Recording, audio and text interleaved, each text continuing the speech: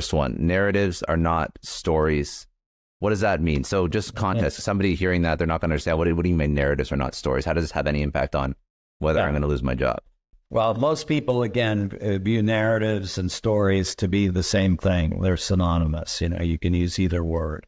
I make a big distinction between them. And for me, a story is self-contained. It has a beginning, a middle, and an end to it. The end. The story's over. And the story is about me, the storyteller, or it's about some other people, real or imagined, but it's not about you. You can use your imagination, figure out what you would have done in that story, but it's not about you. So that's a story, at least the way I talk about it. For me, a narrative is very different. First of all, it's open-ended. There is no resolution yet. There's some kind of big threat or opportunity out in the future, not clear whether it's going to be achieved or not. And the resolution of the narrative hinges on you. It's a call to action to say your choices, your actions are going to help determine how this narrative resolves.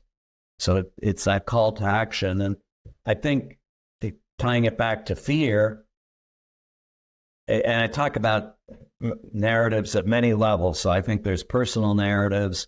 I think there are corporate narratives, geographic narratives, movement narratives. But starting with the individual, I believe most of us, first of all, we've never really stepped back to articulate what's the narrative that's driving our life. What's our view of the future? Is it primarily driven by threat or primarily driven by opportunity? And if so, what threat or what opportunity? And then what's our call to action to others? Do we have a call to action to others? Because in my experience, many of us who are increasingly consumed by fear because we're focusing on threat in the future, we lose trust in other people. We can't afford to rely on other people. We have to do it all ourselves. So there is no call to action to others. We become increasingly isolated. Versus, no, I want people to come together and help me to address this really big, exciting opportunity that's out in the future. And so I think the process of just stepping back and articulating that narrative that we have today, what is it that's driving our actions and choices today, but then reflecting on it to say, is this really the narrative that's going to help me to get the most impact that's meaningful to me? It can be very powerful. I view it as a catalyst in the journey beyond fear, because in my experience, people who go through this exercise, they come up with this aha moment that they actually are focusing on fear and on threat in the future, and that's what's driving their fear, and what's driving their current day actions, right? Because very interesting.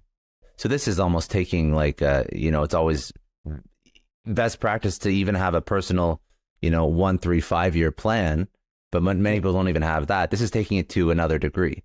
Is to have your own personal narrative for your life. Yes. Correct?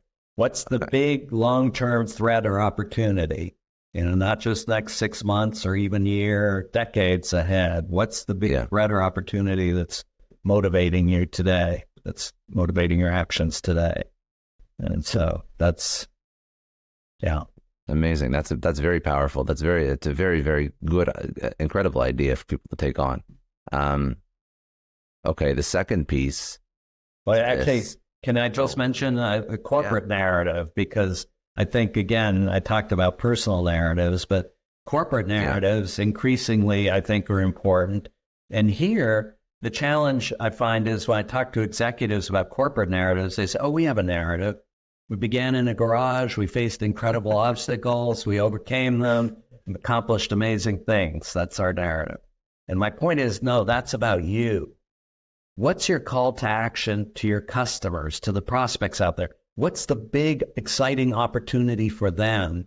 And what action do they need to take? And it's not buy your product. It's some action that is meaningful to them that will help them get that opportunity.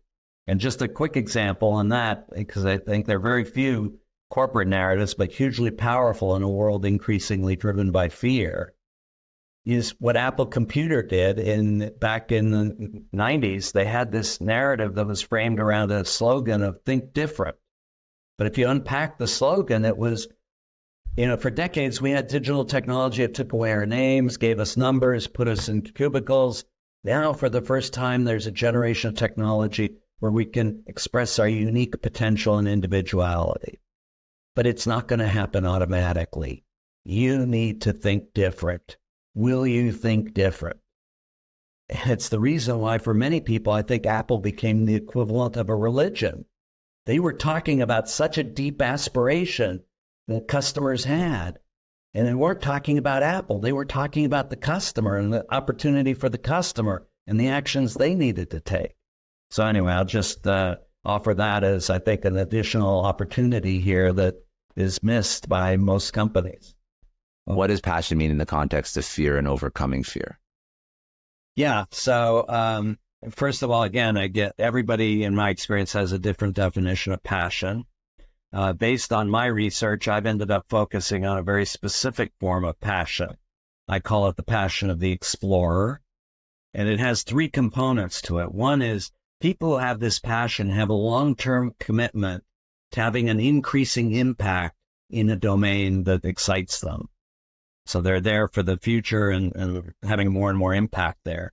Second item is when confronted with unexpected challenges, they get excited. This is an opportunity for them to learn how to have even more impact. So they're excited by it. And then the third element is when they're confronted with these unexpected challenges, their first reaction is, who else can I connect with who can help me get to a better answer faster? So they're extremely well connected. And I think that that's the combination of those three elements. Now you turn mounting performance pressure into excitement. This is an opportunity to have more and more impact in the area that really excites me. So I think that, and I would say one of the challenges we face is that, and I'm going to generalize, but I think particularly in large organizations around the world, passion is deeply suspect. You don't want passionate people, this kind of passion. When I talk to work executives about passion, they, oh yeah, we want passionate workers who will work nights and weekends on their assigned tasks. Right? No, the passion that I'm talking about, those people ask a lot of questions. That's distracting. Why do we ask so many questions? They take too much risk. They deviate from the script that they've been assigned. No, we don't want passionate workers. We want workers who will do their assigned tasks reliably and efficiently. It's the reason why, again, I did a survey in the U.S. workforce. At most, 14% of U.S. workers have this kind of passion of the explorer about their work. 86% do not. So I think it's a huge opportunity and need for all of us to really find the passion that excites us and find a way to really focus on it. And that in an environment and culture where we're discouraged from it. I mean, again, even in school, we were taught, listen to the teacher, memorize what the teacher has to say. If you've got a passion, do it out on the playground or maybe at home after school. But when you're in school, just listen and do the assigned tasks. And that was to prepare us for the work environment that we were going into. So, yeah.